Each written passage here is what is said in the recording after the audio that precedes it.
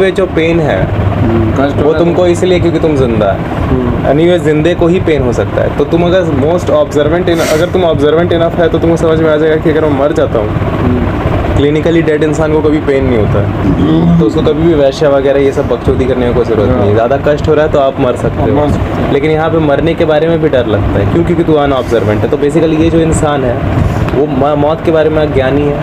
वो क्यों अज्ञानी? क्योंकि कभी ध्यान नहीं दिया है, कभी ऑब्जर्व नहीं किया कि मरा हुआ को जलाओ भी तो वो चिल्लाता नहीं। उसको दर्द नहीं हाँ मरने के बाद कोई दर्द नहीं होता नहीं, और वो इसीलिए भी होता है, और वो मरने में भी इसलिए डर लगता है क्योंकि तू अनऑब्जर्वेंट है तो तुझे दुनिया की ये सारी चीज़ें बहुत ज़्यादा इंपॉर्टेंट लगती हैं। वही दुनिया की चीज़ें जिसमें वो लोग रहते हैं जो तुमको परेशान करने वाले हैं। जीना बहुत इंपॉर्टेंट लगता है, वही जीना जिस दौरान तेरे को सारे के सारे पेन हो रहे हैं। तो अगर तू ऑब्जर्वेंट इनफ होता तो तू जीने को ज़्यादा आइडल नहीं लेता और तू मरने के लिए रेडी रहता। सीधा बात। मैं तितर को भी बोल रहा हूँ उधर क्या सेव हो रही है, बेकार का परेशान हो रही है, उड़ जाके बच्चे सेव हो रही है ये।